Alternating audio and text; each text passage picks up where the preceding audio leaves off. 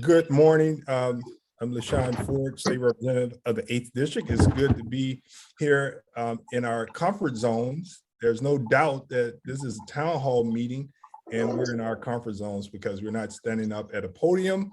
We're in our safe place, and that's our office or home. Today's town hall meeting is to give the governor's office and departments and judges and the world the truth about cannabis in Illinois, and to put forth suggestions and demands to move forward. There are right now about 10 people that have RSVP'd for recognition to speak during this town hall meeting. My way of doing town hall meetings as elected officials is to give everyone an opportunity to speak. I want to listen to everyone, and because you never know what people will have to say so that we could get to the bottom and fix the problem. Now, the first thing that we need to do is take a quick survey on how much time people should speak. And so the first thing that I would like for everyone to do is to, in the chat, put how many minutes you think we need to allow people to speak. And you all will look and you will see how we came up with the number of minutes that people speak. If you say 1, then it's going to be 1, the majority rules. So here we go. Voting is open. Let's start.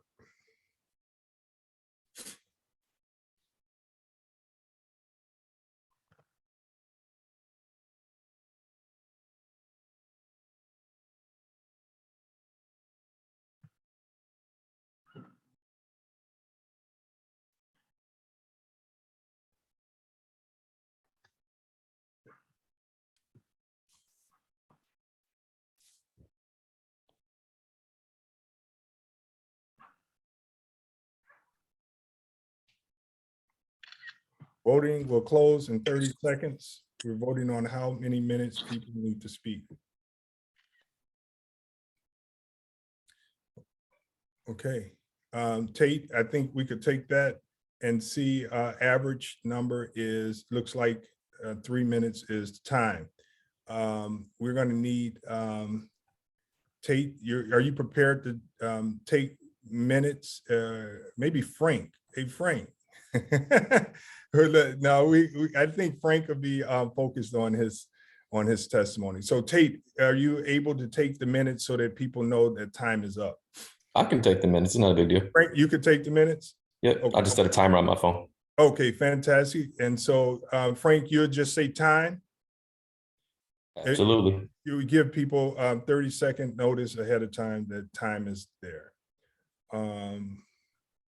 So here we go. Voting is closed and 3 minutes is the time.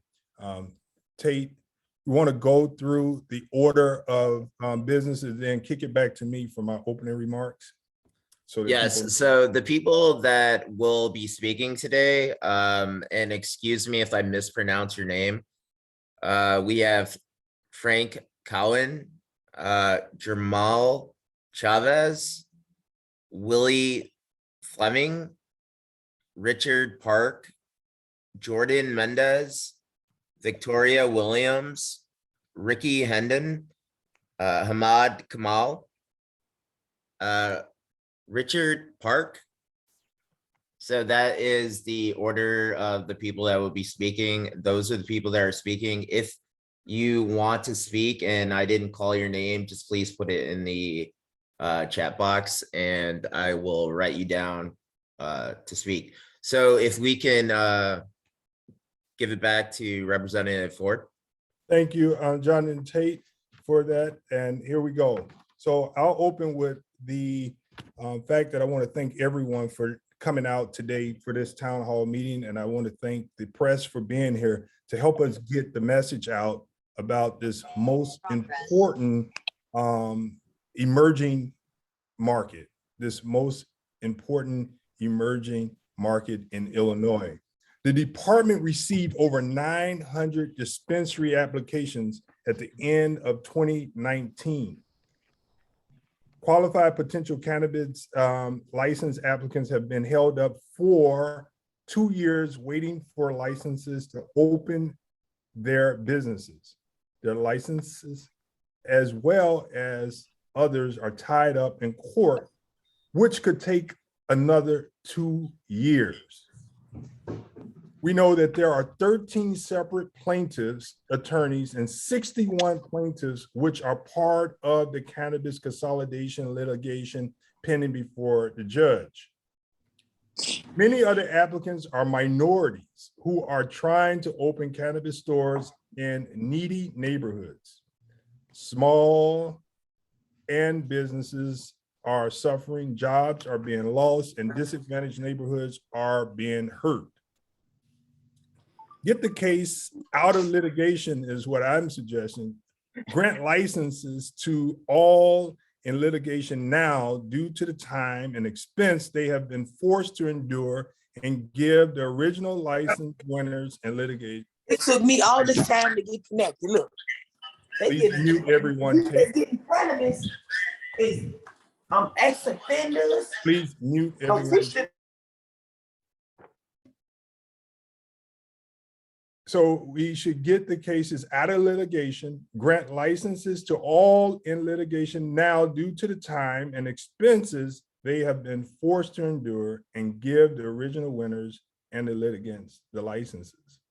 Now get a load of this. According to articles published on December 28, 2021 in Marijuana Moment, Illinois, took in more than $387 million in tax revenue from the sale of marijuana. And as of October 31st, 2021, more than $1 billion in adult use marijuana sales. Tax revenue from marijuana exceeded the tax revenue of alcohol by almost $100 million. To date, there are 110 dispensary operating, which equals to an average of approximately 3.52 million per dispensary. The 185 dispensary licenses, which are currently held in litigation, will have generated approximately an additional $650 million based on the 2021 annual tax revenue average. Therefore, the state has lost $650 million in tax revenue due to the holdup of the licenses and the pending litigation. Intent of the act is not meeting with regards to the small business applicants, especially social equity applicants. So what we have here now is the state in a situation where the governor must step up, the department must step up, and the AG must step up, and we must do something right now to make sure that the intent of the law is carried out. Now, I talked about dispensaries. Today, you probably will hear about other business opportunities that are made available due to the new law, transportation, craft grow. You will hear all of them. And today's town hall meeting is to set a platform for us to make sure that we put pressure on Springfield, because our last date in session will be the first or second week of April. And there are some things that we must do in Springfield before we adjourn. If we don't do it, people will suffer until veto session, which is October. So I urge everyone to join the fight, and let's begin the town hall with our public testimony for 3 minutes. And I think, Frank, you will, you're first, is that right? That's Yes. what. Yes, Frank's Tate said. first. Frank is first. Tate will call you, and we got to make sure the hen isn't guarding the hen house. So Tate, take the minutes for Frank, because he might give himself 4 minutes. Go for it. I Yes, wouldn't do got that. it. I wouldn't do that. All right, time started. My name is Frank. I'm with Planet 13, Illinois. I actually have some notes here. The thing that bothers me most about this litigation that's going on is not that the litigants, because I believe they have a just cause. They believe they've been wrongly impacted, and I support them first and foremost. I'm not here trying to say that nobody deserves a license, but the most recent rulings that the judge set in her most recent court date, she denied additional applicants to get included in the litigation. The judge also says she doesn't see a reason to take away any of our 185 dispensary license that we're supposed to get. And the complainants aren't asking to take one of our licenses away. The judge also doesn't think it's practical to redo the entire lottery. She also acknowledges that the state has additional licenses that it can issue. And she says, since there's additional licenses, the plaintiffs, if they win a corrective lottery that's been proposed by the state, they won't be denied a right. So with all that being said, if the judge doesn't believe that if the litigants, if they win, should get a license out of the 185, there's no more reason to hold up this TRO or this stay or this injunction against our licenses. If there's nothing that's going to change what happened in the past to our lotteries, then there's no reason to hold up our licenses anymore. When I look at this, I say to myself, we just continue to be adversely impacted. We were adversely impacted by the war on drugs in the 80s and the 90s and the early 2000s. We're adversely impacted because we're behind the 8 ball with the 110 current legacy owners. They're making money hand over fist, and we don't have our piece of the pie. And now there's going to be potential for people that have already won a license to maybe not open because they may not have the financial capabilities. They may not have their same team put in place because it's taken the state over 2 years to issue our licenses. So not only have we been adversely impacted in the past, we're currently being adversely impacted again. And it's just unfair. And I just think that the TRO or the stay, whatever you want to call it, should be lifted because it just doesn't make sense to leave it in place. If you're not going to take away a license from a current winner, there's no reason to keep the stay on. And so that's the point that I'm at. And I just think we're spending money on real estate. We're spending money on trying to retain members of our teams. We're just spending money with no end in sight. And something has to give. And to sum it up, enough is enough. Give us our opportunity. Give us our opportunity. And with that, I'll end because my 3 minutes is over. Rep 4. Thank you. All right, Tate, the ball is in your court. Please call the next. Okay, next is Jermell Chavez. That's just, Tate, let me just say, Jermell is, I don't want to tell you guys, but, and I just have to be honest, Jermell is my favorite. He's a veteran and he's got a perfect score. I know for a fact, he's one of the people that I'm so blessed to have met. And you're gonna hear why. Jermell? Good morning, everybody. Thank you for the wonderful introduction, Rep Ford. I'm glad Frank got to speak and got to talk about how adversely impacted we've been, and how behind the 8 ball we've been, right? And I'm one of those litigants that's currently in court. Lifelong resident of the city of Chicago, 2 tours, United States Marine Corps, 8 years of honorable service, come from a disproportionately impacted area, community. And I submitted a clean application. Once again, I felt like through this entire process, we've been exploited. Once again, you guys wrote this into legislation to give back to those communities that have been harshly impacted by the war on drugs, to give us an opportunity to become small business owners in a booming and budding industry. I believe that my rights of free enterprise as a resident of the state of Illinois was violated.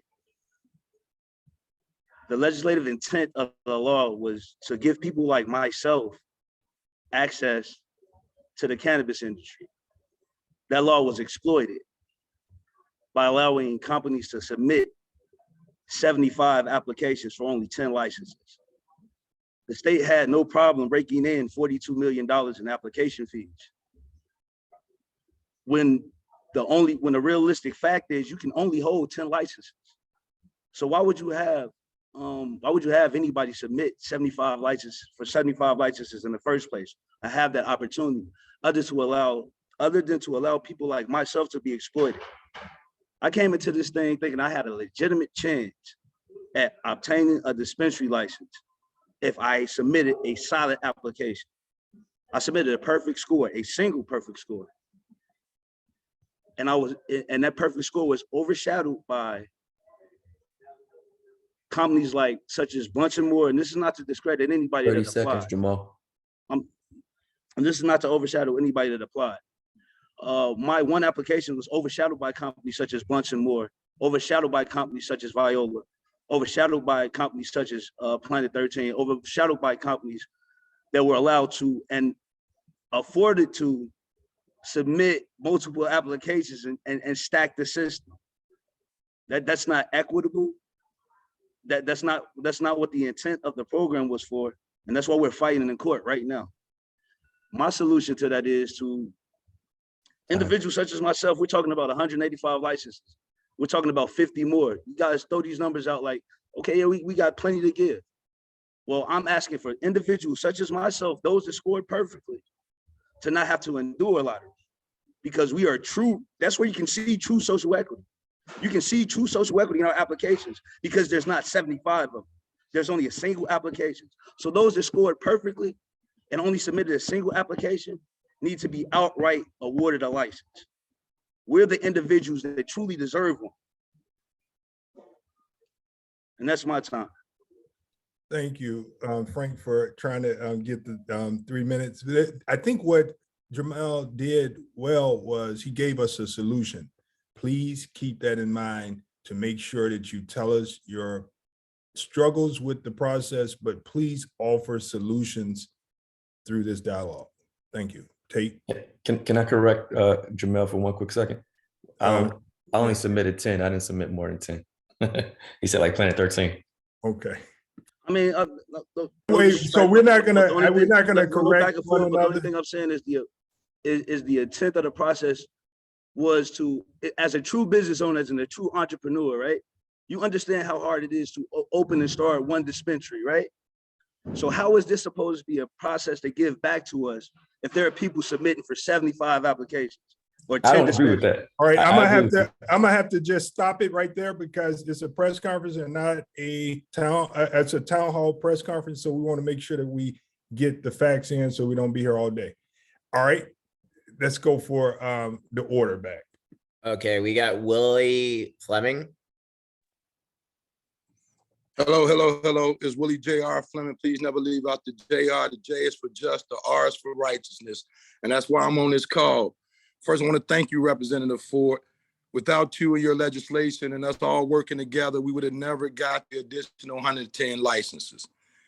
So I know what is possible when a collective come together.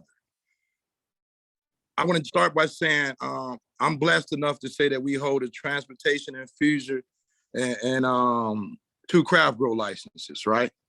Through our partnerships, right? Again, this is not possible without you and the collective coming together.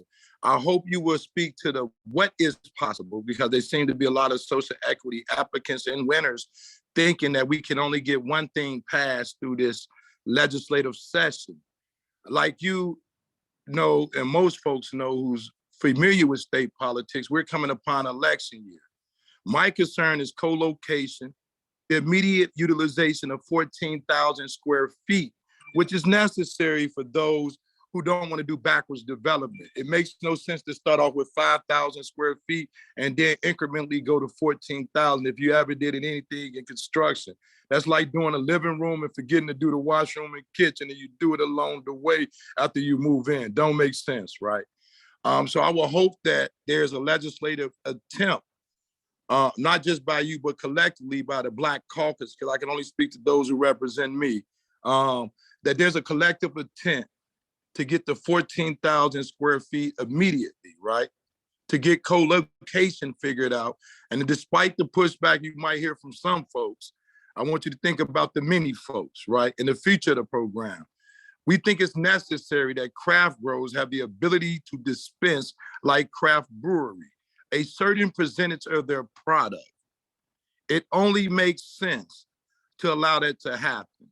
So if there's any opportunity, again, for legislators to come together, I think this is some of the pressing issues. I do want to end by saying this.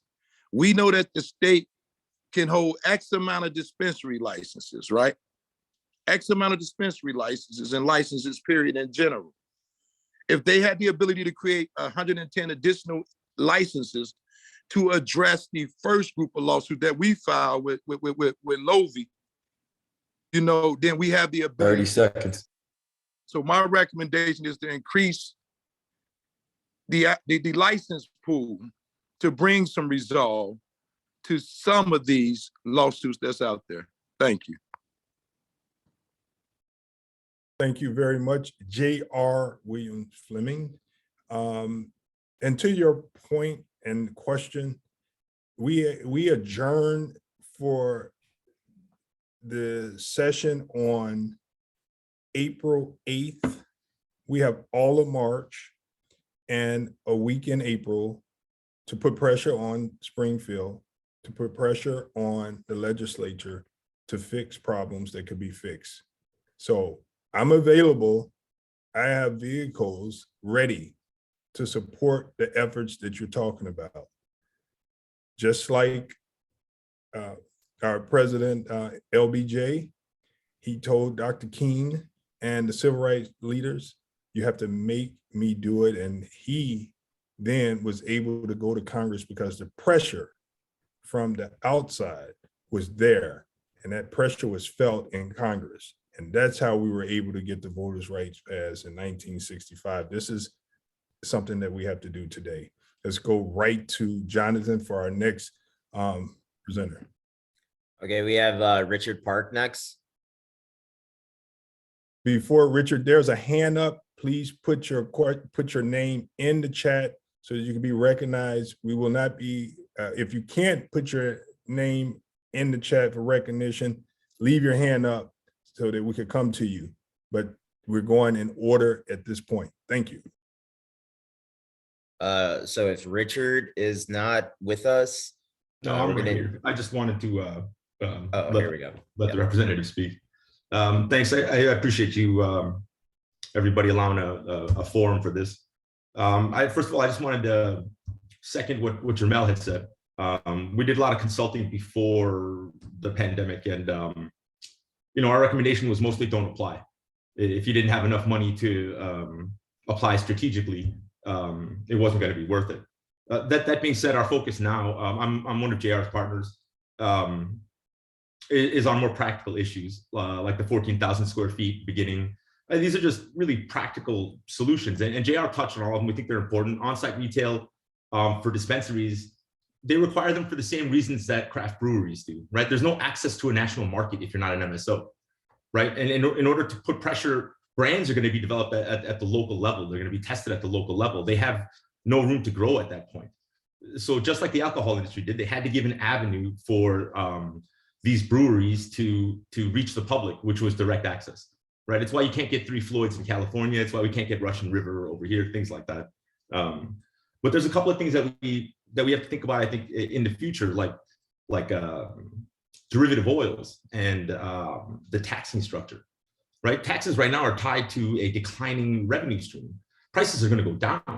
That means taxes are going to go down, but we're not going to notice it because the market's continuing to increase. I'm all for the release of these licenses immediately to social equity applicants first, because where's the supply going to come from necessarily? They're going to open at least twice as fast as craft growers are going to open, right? And those licenses were kind of meant to balance each other out as far as supply and demand goes, so that everyone's not beholden to the few cultivators that are out there now. But there needs to be an OPEC style committee on how to do derivative oils. You can't ask the cultivators currently to, put aside a random amount that we're not aware of, right? It's messing with the free market. Maple syrup does this, oil does this, right? A lot of other industries control a surplus in order to maintain steady pricing. This also gives the state a hand, right? In making sure things are fair. And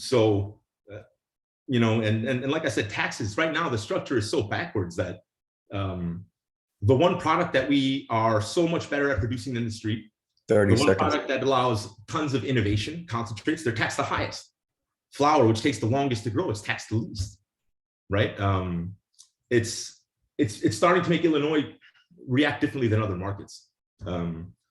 So I just think legislatively, we got to think a little bit further down the line, right? As opposed to the way it's going now. It's very, I'm just uncomfortable with a lot of what I'm hearing from my peers is all. Thank you. Thank you for that buzzer. That's you. When you hear that buzzer, you know it's time to stop. So, all right, let's go. Thank you for your participation, Richard Tate. Do we have Jordan Melendez? Jordan Melendez? Yeah, sorry, Jordan's he's one of my employees. He's not you're gonna be able to speak right now. Okay, so we got Victoria Williams. Victoria Williams. Hi, this is Victoria. So thank you, Representative Ford, for having me on, having this town hall. It was very important to have. I am a social equity applicant who was awarded a transportation license. I have paid my fee for the transportation license that I was awarded in July 15th. I have purchased vehicles for transportation. I have done everything by the book. There is no company behind me, with my own money.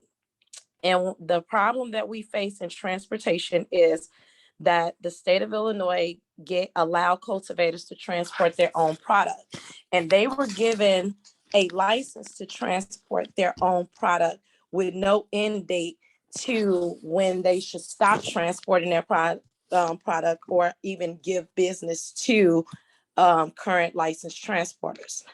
My issue that I have with that is two things. I've had several companies who have sought our company to do transportation of their products, and the state has not put anything in place for us to actually operate. And when I say nothing in place, I mean in BioTrack. When I called BioTrack after a company asked me for a quote and we went back and forth of putting together our company, spending $50,000 on transportation vehicles and things like that. And I'm just a middle-class working woman. I have a special needs kid, and I'm sure everyone else on here are just working families. When you are working a regular job and you're just a social equity applicant, we don't have extended resources to spend on the license and application fees and vehicles to be told, well, the state did not put a system in place for us to operate. When we contact BioTrack, we cannot operate because they were not given instructions by the state of Illinois. And then to actually have people like Brett Bender, who works for IDFPR, say to me, there was no intention for transporters to make money. He said these licenses were created for those who had companies to allow them to transport product. Then why take from working families like myself? I have a real problem with this because I feel it's just like Jermell said, like social equity applicants and poor families were given a dream and we was extorted by the state of Illinois. And I hate to use those type of words, but I am one of those people who actually spent my own money. I'm not a part of no organization. I don't have, thank you. I'm not a part of any organization. And so there should be some things put in place since the SB 3799 is up and past the Senate that needs to be amended, that these companies shouldn't be allowed to transport more than 25% of their own product, to allow transporters who have licenses to transport for them. And that way we can create business for transporters who are actually licensed and so they can operate. Thank you for giving me the floor for these 3 minutes. I appreciate everyone's time on this call. Thank you, Ms. Williams.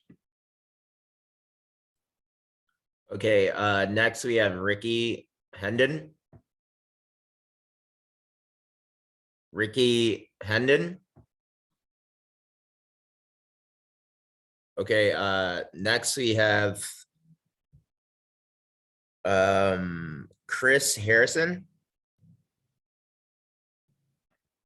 Hi, guys, Chris I'm here. Harrison. Hi, I'm here. Can you guys hear me? Yes. Great.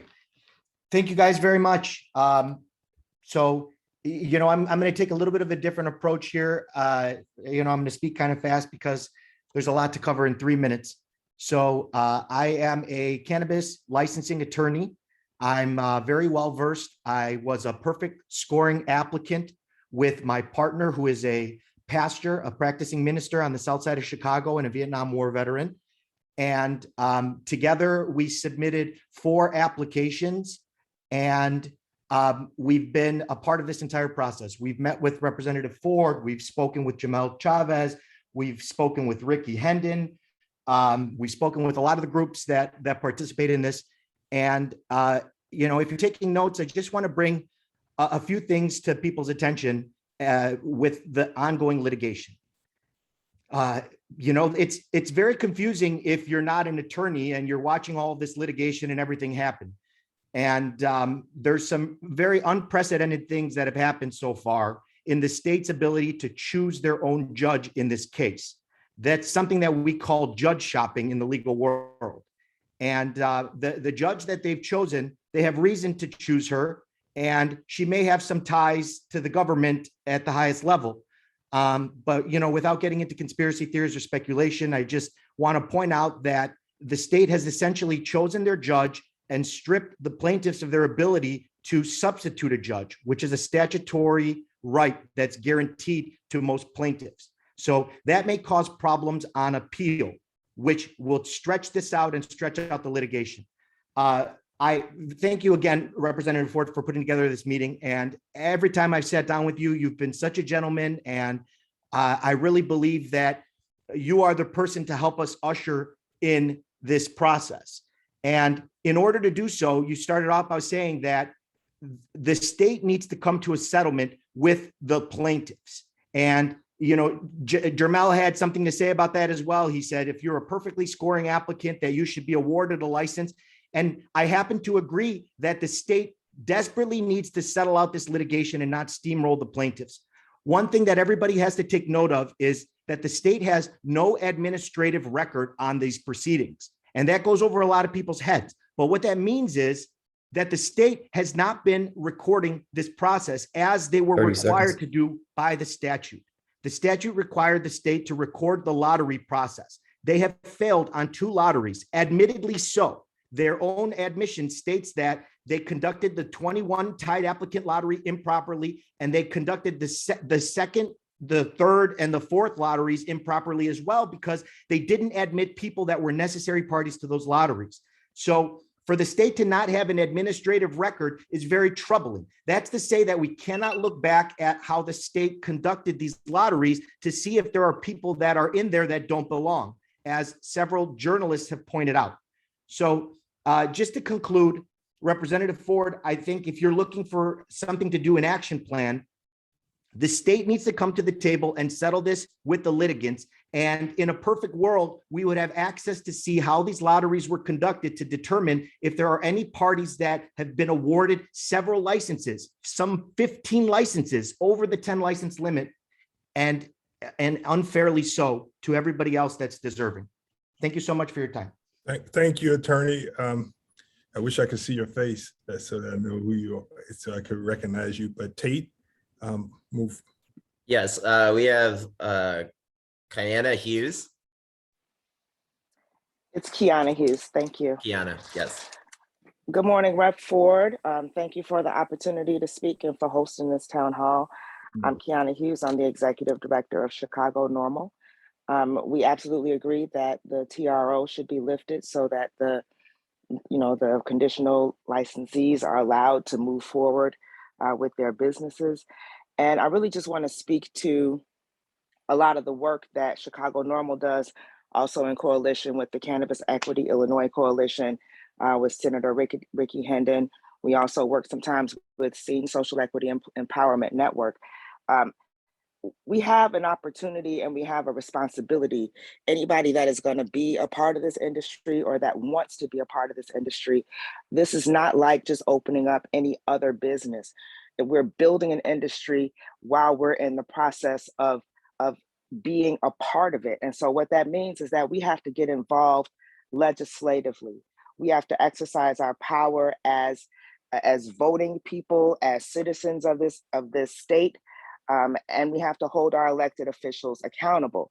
While it's nice that we can have town hall meetings and things like this, they give us a real warm, fuzzy feeling. They help us to feel like we're being heard. We get to get our complaints out and make sure our stories are getting out there. We have to know as a people, what does it take to move the needle legislatively? And it's not sexy. It's not a networking opportunity. You know, it's not a networking session. It's not a party. It's not any of those things. It's the groundwork. It's the legwork that has to be done. And so, you know, not without getting too deep in the weeds, one of the things that I want to say, though, is that the people on this call, when these different bills that we're talking about, when they move through these committees, they ask who are the proponents and who are the opponents. And that's just as simple as filling out a witness slip to say, I'm for this or I'm against this. It's really hard to get things moved and passed and to make progress when there are way more opponents that are actually out there actively engaged in the process, actively filling out those slips, actively telling the legislators and the elected officials, we don't want this.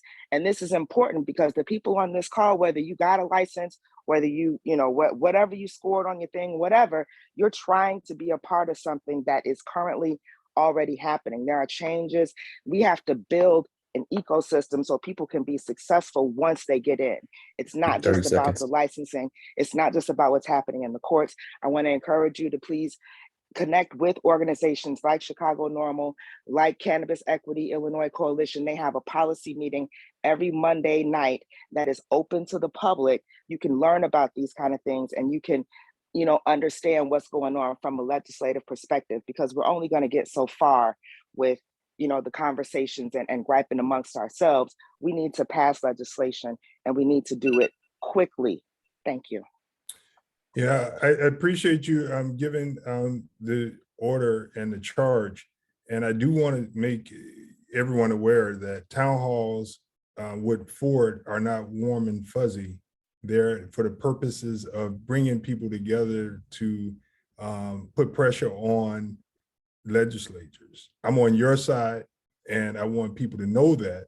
And when we leave here today, it's my hope that you feel warm and fuzzy enough to go out and fight hard and make demands. It's critical that you make demands and that you're sending a message that you're being mistreated here in Illinois. And I'm gonna stand with you. And let me tell you something, even if what people don't understand about this process, you don't have to have an investment in a license, a dispensary, or anything. Just like white people had a right to vote, they joined the fight to help Black people gain the right to vote. Just like people that's not gay, they joined the fight to give gay people the right to marry in Illinois, and it became the law. And my point in saying all that is gather your friends and families and communities to join the fight with us so that we can make things happen. Because when you are able to open your businesses, they're going to benefit. They're going to be able to work for you. Their communities are going to grow and prosper because of your ability to open your business and hire people. And so I hope that you broaden the tent, open the tent, and get more people to join this fight. It's not just people that have a stake in it right now and an investment in it. It's everybody that's fighting for justice in Illinois and fairness. Tate? Yes, next we have Berwin Tompkins.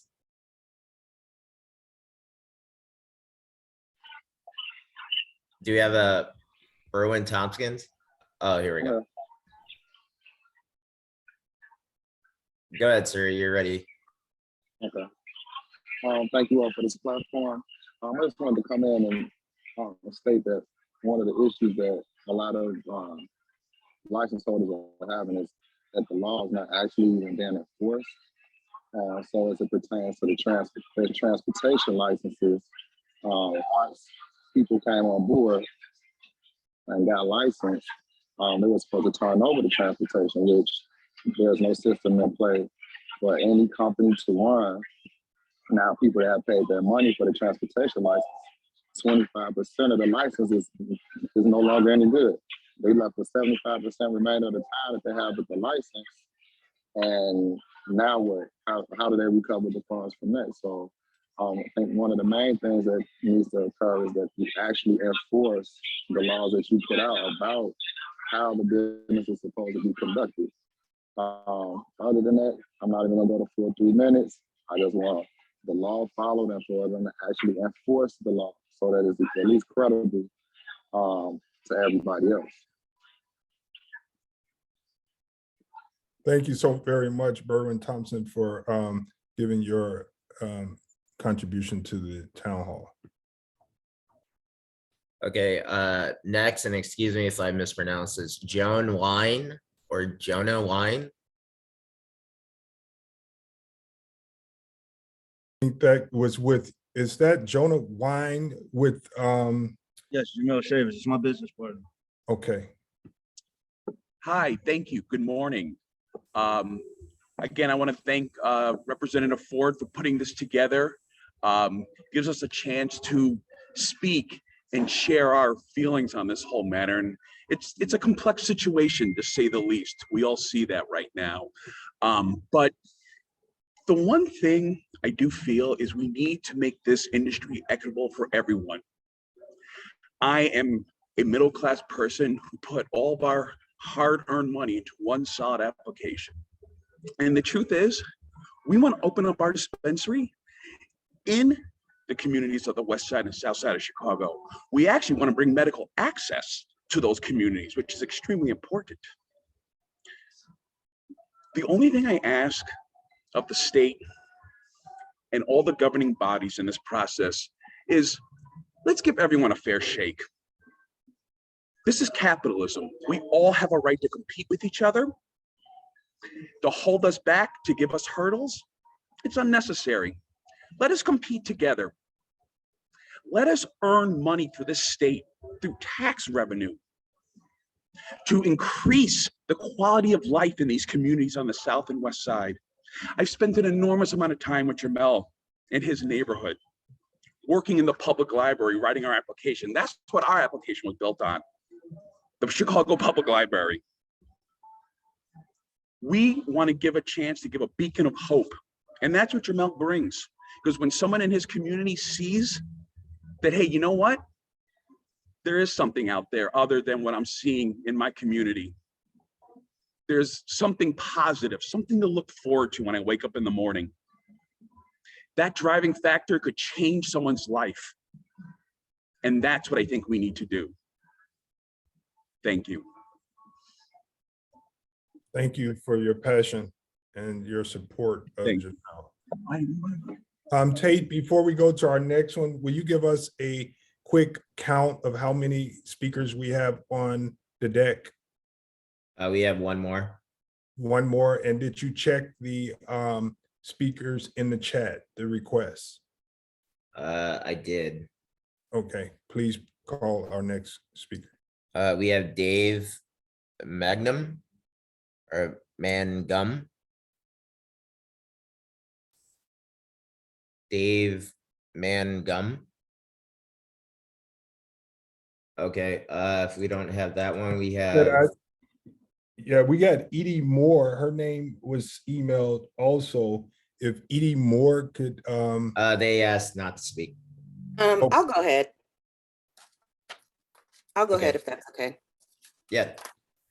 Good morning, everybody, and thanks again to Rep. Ford and everybody who joined here this morning. I just wanted to I was going back and forth whether or not I wanted to speak or not, because so many things, so many great points have already been made.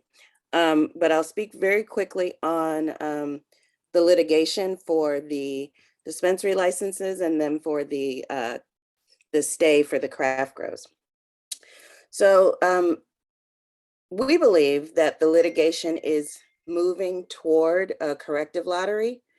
But we also, I agree with Frank that the stay is, there's no reason to hold the stay. But I also think that folks, even though the legislative intent was such that to allow groups like Jermell's group to open a business, to win a license and open a business, we all knew that applying multiple times was not illegal. We knew that ahead of time. So some of these ongoing litigations, we do not feel we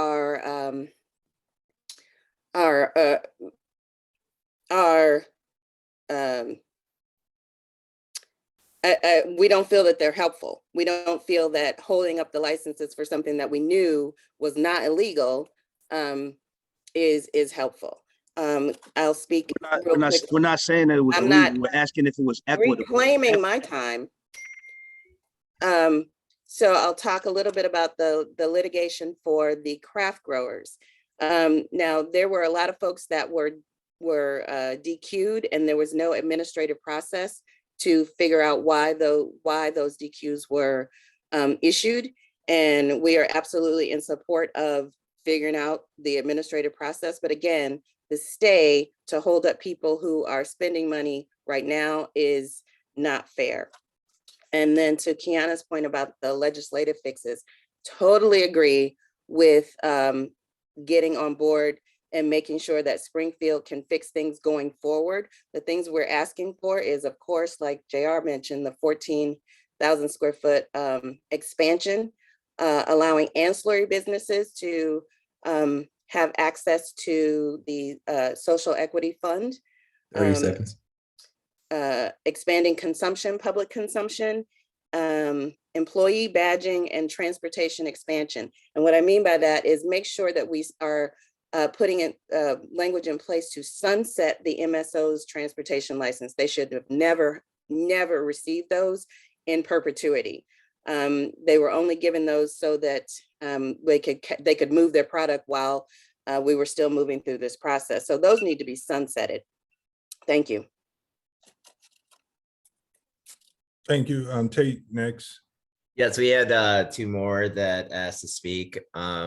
We have Belicia Royster. Thank you, Mr. Tate. Thank you, Representative, for having this, and thank you to all the industry fighters that are here with us today. I am an applicant and also a founder. Because of the debacles, I was passionate enough to also create an organization to spearhead and to lock arms with other people that are in the industry, such as Kiana mentioned, Edie and herself, and Doug, as well as Peter and Jermell and JR. So I appreciate all of the work that's here, Victoria. I just want to say that it's important that we infuse reality with the theory and intent of this law. And in doing so, we have to stop letting the MSOs in the current market dictate what happens and start actually implementing the ideas and the responses that take place on these calls. As far as transportation, I completely agree. We need to sunset the bigger companies, the MSOs, on transportation. As we've heard today, there is Victoria Williams that has a transportation license that she can't even use because the infrastructure isn't there. And nor is the business, because these licenses need to be released. The same with the craft grow. If there are no small craft grow opportunities, there's no product to meet the demand. And there is no, if these licenses, dispensary licenses are not released, there's no market. And we're constantly feeding this to the same people that have been getting money, and it's going completely against the intent of this law. I believe that transportation licenses should be grandfathered in. The SEA transportation licenses, all social equity transporters should be grandfathered in for home delivery. I think that we should also create lower entry points, such as consumption lounges and opportunities for these small business owners to have an entry point that weren't able to get licenses. I agree with Brother Jermell. I believe that, if you got a perfect score and you put in one application, you've earned the right. The current people weren't perfect, but I also believe that these lawsuits display that there's so many discrepancies with the scoring, that there's several people, such as myself, that were cheated out of Illinois residency points, but for that would be perfect, also deserve it. And now I'm in a lawsuit that is causing more money to those that are harmed. I think that, like he said, the people that are in the lawsuit and that were able to get in, award each entity a license. That is a perfect storm. Litigation over, and we can move on to correcting this so that they won't be able to flood the application pool in future rounds. I believe that the inadequacies with the lawsuits, such that was mentioned by the attorney, such as judge shopping, such as the fact that there's no record, these are unconstitutional 30 issues seconds. addressed.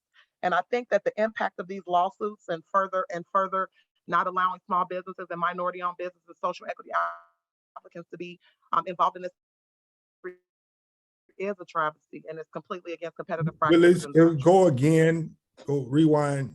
I don't know if it was my computer that lagged, but you need to make sure that you go back and say what you said. Oh, okay. I just basically said that it's really important that the theory and the intent of this law meets with reality by listening to the people and actually implementing what we are saying, because we are the ones that are supposed to be impacted by this, opposed to constantly allowing the industry and the multi-state operators to continue to form and shape what happens here. I believe that their time is up. I believe that there should be expansion of canopy space, because we all know that budgeting and resources and finances do not mesh well with only 5,000 square feet. I believe that they also should remove the stay on the additional licenses so that there can be actual businesses in place to provide the 110 license holders, the dispensary, actual product where they don't have to just lean on the industry. I believe that the enforcement of consolidating all of these agencies under one is also important, because now all of the agencies are on.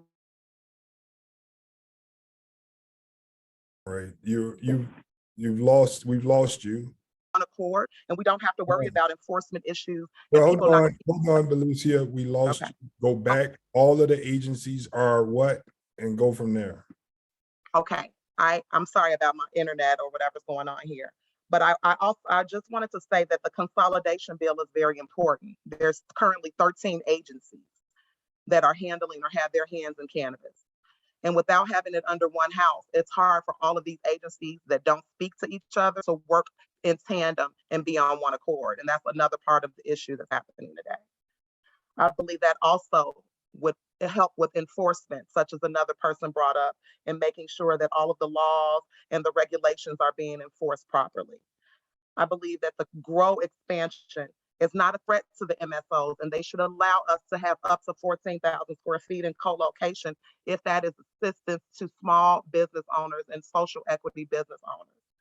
I also believe that because of the lawsuits have been unconstitutionally upheld, I think that stop the further hurt and harm on social equity applicants and award the entities that are in a lawsuit right now today a license, and let's move forward in doing this the right way in the future.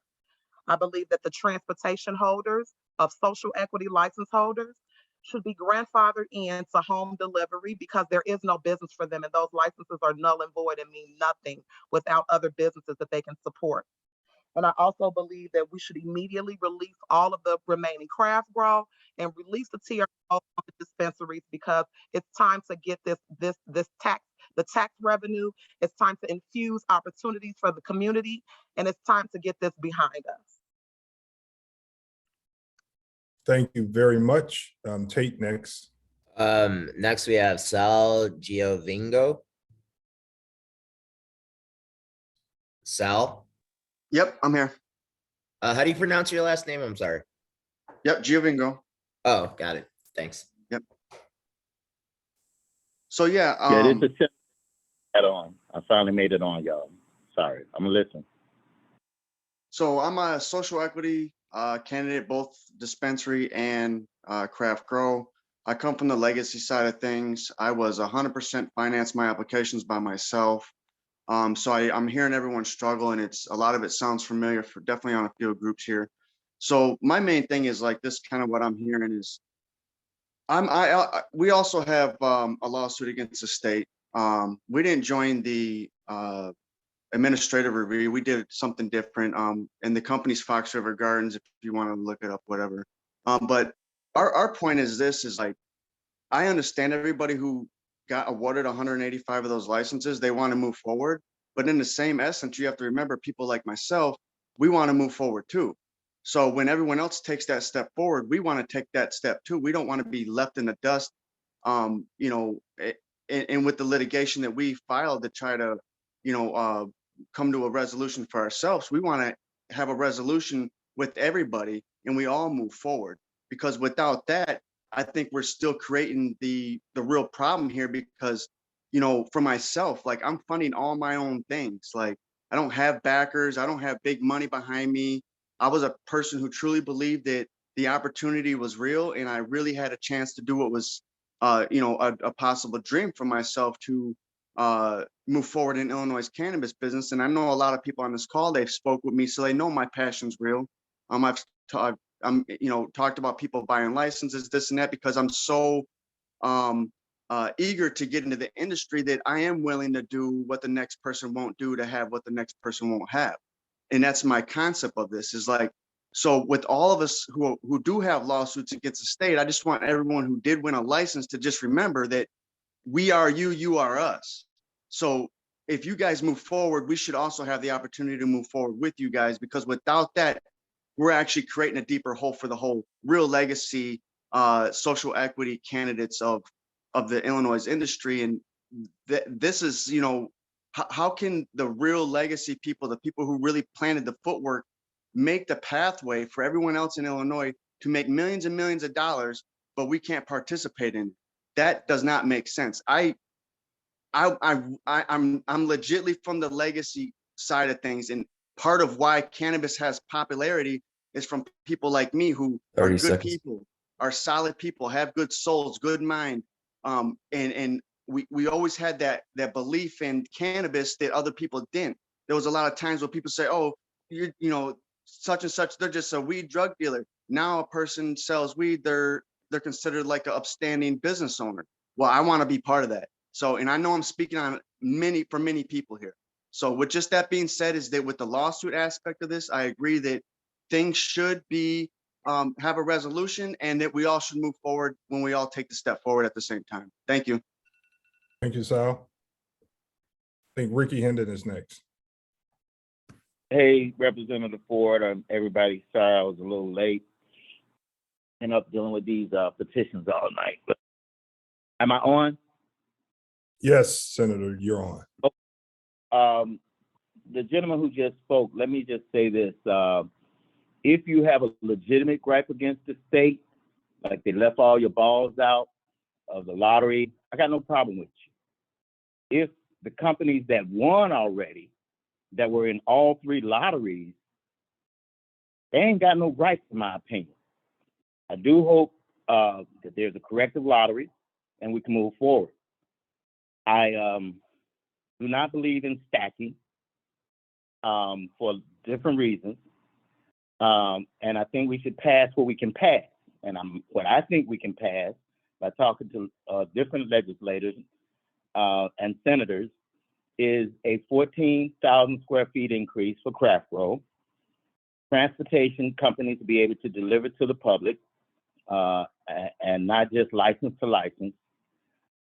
Consumption lounges it's a reach, but I think we can get there. So people can have like a bar, or a lounge to go and smoke canopy in safety. And I agree with consolidation. My only problem with consolidation is JB, the governor, could do that in-house. And it's hard to tell an elected official who he's got to move around or lay off, or what department he's got to get rid of. So I hope that we can continue with the bills that we have and fight no matter what the big guys say. I believe they will come on board, and I believe we should truly support La Shawn Ford in his efforts. to get that done. So again, I'm sorry I was a little late, LaShawn. My eyes are gone. But I'm gonna just drop this in here and then I'll be done. If you want elected officials to help you, you should help them. Most of the people on this call, I hate to say, you can gripe and that's cool, but there's an election coming up. Are you trying to help anybody that's trying to help you? Are you helping the people that voted yes the last time? Or are you sitting on your butt just complaining? You can't just do that. The big 30 MSOs, seconds. they take action. They have political action committees. They help people get on the ballot and all of this and all that. All we do as activists is gripe. We can't just do that. We have to apply the science and get involved in these elections and support the ones who voted for our last bill. That'll help them vote for our next bill. I appreciate you, Representative. Thank you so much, Senator Hendon, for bringing the logic to the process and the experience. I have to tell you that we could get things done if we don't suffer in silence. I do know that, that we have a lot of smart people, but politics is a combination of smart, hard work, and what you call unity. And we have to be able to build a coalition of people that want to get this thing done. There are more people that want to see this industry move in the intent of the legislation than not. So I'm here. Thank you, Senator Hendon, and thank you for the petitions. And I'm with you. Thank you. Anyone else, Tate? No, that was our last speaker. All right, since Valencia got most of the recognition and rounds of applause, we're gonna ask her. Who said that? Margaret Carrasco. All right, Margaret? Yes. Okay. Good morning, sir. Did we miss you? Yes. Okay, sorry about that. Margaret, you have. Okay. Okay. Yes. Also, Margaret, before you begin with your speech, I can't hear you. You're lagging. Okay, can you hear me now? Yes. Okay, great. Yes, morning, thank you so much. And I'm going to cream it. Margaret, yeah. You're not very clear. Okay. Let's get it better. Okay. No. But we're gonna give you a little time to get it right. While she does it, Representative Ford, are you going to give us a wrap up as to where the bill is right now, a status report at the end? Oh yeah, I'll do that too, Senator. Thank you. Mm-hmm. Oh, can you hear me now? Yes, let's go for it. Okay. Yes. Most important last point brought up that you have. Marty, you're still breaking up. So. Yep, you're breaking up. Okay. I don't know why, but my thing is that the bonus part about having it's not fair. There's possible. Yeah. Okay, Margaret, we're gonna have to. Ford, I think we should move on. I'm sorry, Margaret. We can't hear you. It's just Margaret, put your comments in the chat because we do want to hear what you have to say. Anyone else, Jonathan? I do not see anyone else. We don't see anyone seeking recognition at this time. And I was saying that, Belicia, since you had the most comments in there and people say that we should listen to you, you get the prize of recap. Can you do it? Yes, I can. Hopefully you guys can hear me with the internet issues. Are you able to hear me well? Yes. Okay. So what I'm hearing is regulation issues and enforcement issues, which I think can be addressed under consolidating the consolidation bill, which consolidates all of the agencies under one central commission for cannabis. It also upholds all of the enforcement and regulation. If it can be either done administratively or legislatively.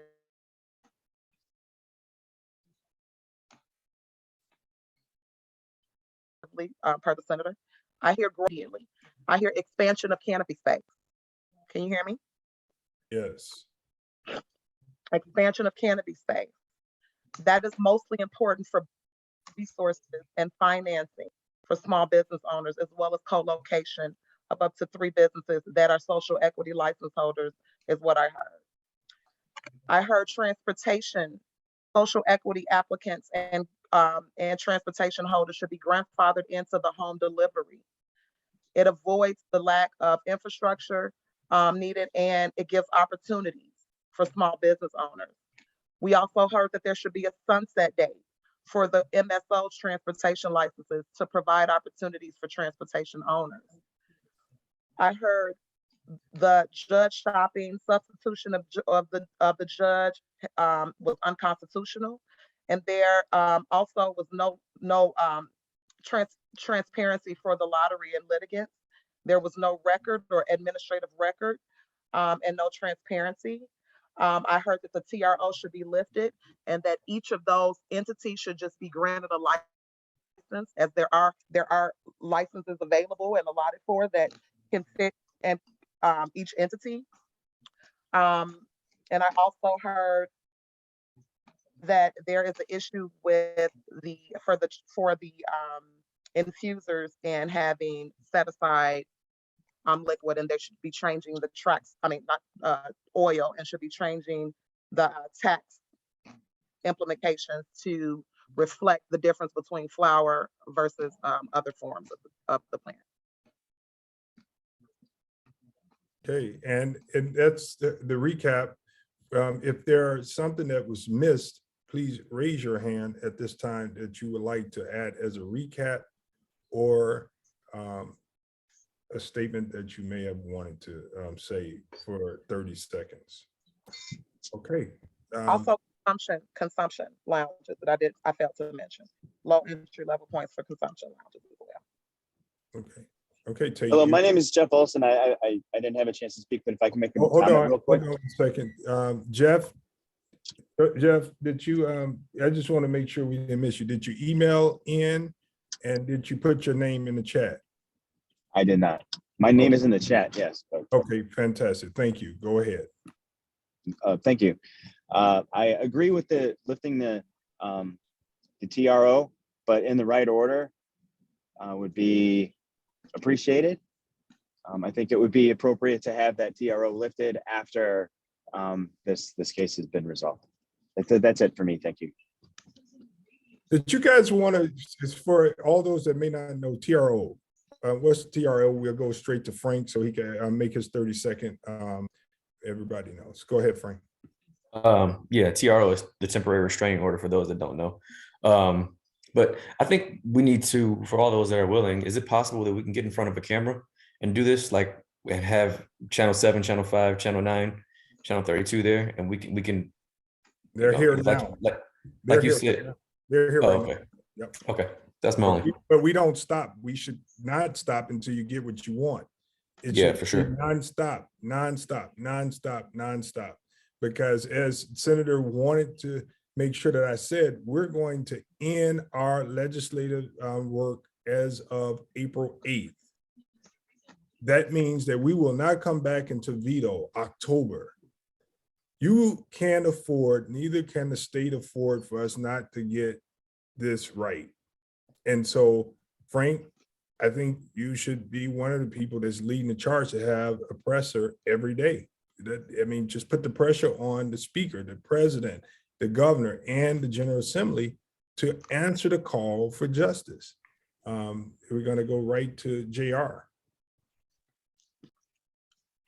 Well, my point was to speak directly to the media and to Frank's point and Jermell and everybody else's point.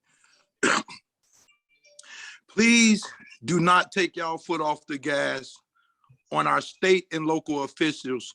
Promise to ensure that African-American and Latino folks who was harmed by the war on drugs have an opportunity to enter this industry the way they want to. I think it's important that the media keep this story going. I mean, these licenses were supposed to come out last year. Without the media, we're left in the dark.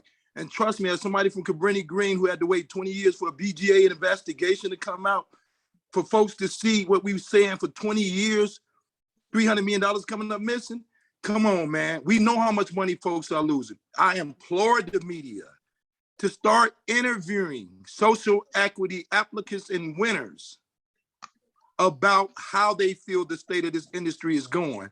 For them, we know that local officials and state officials are doing very well with that tax revenue, right? And we know that our community are not even getting access to that. So again, I thank you, Representative Ford.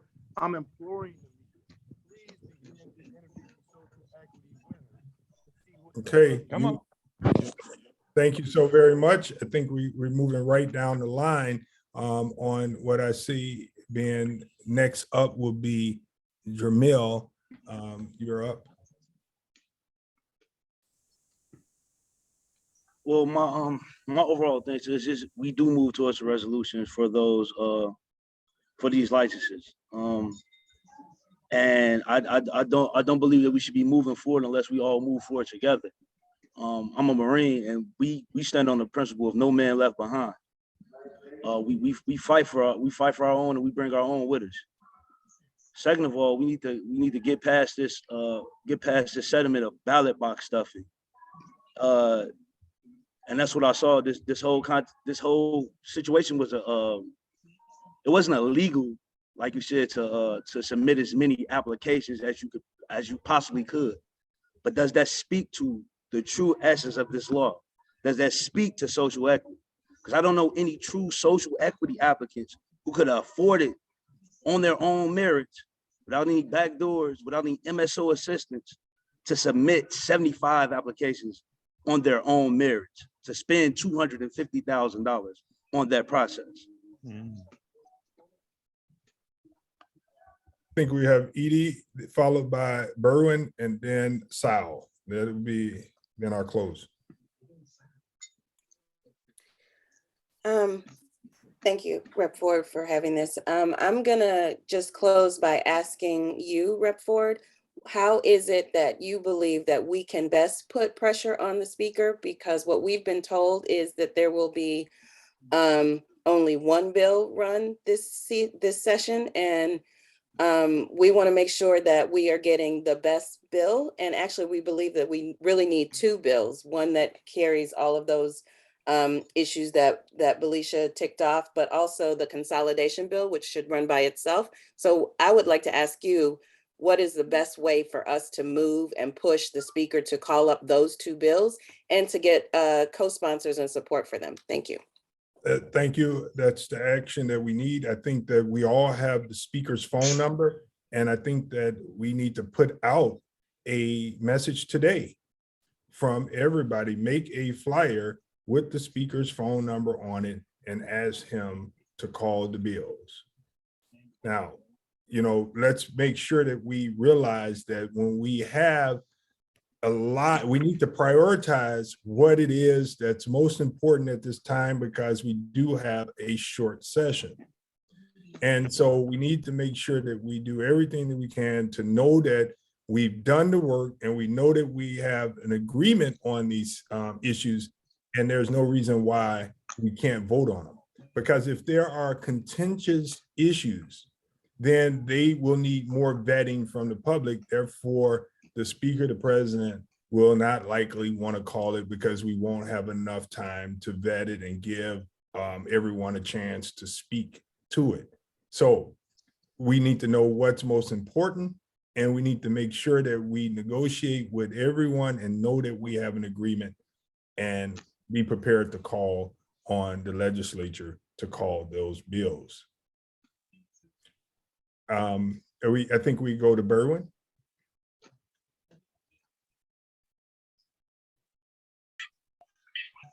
Hello? Yes. Again, I just want to go and say that, again, who are the people that are supposed to enforce the actual laws, and then how can they be identified? Because again, going back to the transportation, if people are transporting outside the means of the law, or, you know, we had to do all these things basically to get this license.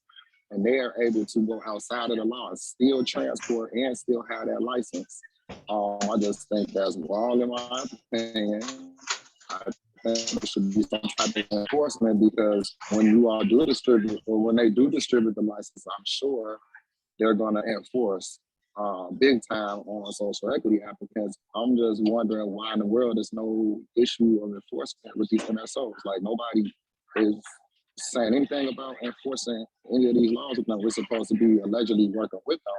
And if we're following all of these processes, paying out all this money, doing our due diligence, and then when we get to the table, it's time to take care of business and there's still nothing there, it's almost, again, what did Illinois really sell social equity applicants, because they sure targeted and took time out to target and identify social equity applicants, but they're not taking the time out to target and identify these MSOs and these companies that are keeping people outside of the market. Why is that not any time or energy being spent on identifying these type of things? Also, as far as the consumption lounge, that needs to be altered, because that's attached to people that already own cigar lounges, which I'm sure is numbers to own cigar lounges. So that restriction needs to be removed, that you have to have prior ownership of cigar lounge, because once again, I'm pretty sure most social equity applicants do not own a cigar lounge. So the entry level that Belisha pointed on earlier, that's a big issue. And the entry level being that it has to be attached to a cigar lounge, and that should not be the case. That's it. Thank you, Mr. Ford. Thank you. And I think Jermell, did you have a follow-up? Well, no, not at all. My only follow-up is your hand was up. We got a primary coming up, and make our voices heard. Amen. All right, so let's make sure that we close out. The deadline for us to leave in Springfield is on April 8th. We will be back in session on Monday, and we will be there to Friday. We need to make sure that we get something moving so that we are able to pass something, because if we don't pass a bill to help this industry and to help Illinois, we're only hurting ourselves. It's important that we recognize that. And I didn't hear any bill numbers that you guys were pushing today, but that's okay. You guys could pull that together and have it all prepared. I want to make sure that I remind you that according to an article published on December 28, 2021, in the Marijuana Moment, Illinois took in more than $387 million in tax revenue from the sale of marijuana. And as of October 31st, 2021, more than $1 billion in adult use marijuana sales. Tax revenue from marijuana exceeded the tax revenue of alcohol by almost 100 million. To date, there are 110 dispensaries operating, which equals an average of approximately 3.52 million per dispensary. We cannot and we should not forget that there are people hurting right now. The 185 dispensary licenses, which are currently held in litigation, would have generated approximately an additional $651 million based on the 2021 annual tax revenue. And therefore, the state lost $651 million in tax revenue due to the holdup of these licenses and the pending litigation. It's my hope that the state is responsible and that we push the state to do what is right. This will conclude our town hall meeting. I'm available for the fight at all times. Thank you so very much. You guys have a great day. Thank you, Rep. Ford. Bye-bye.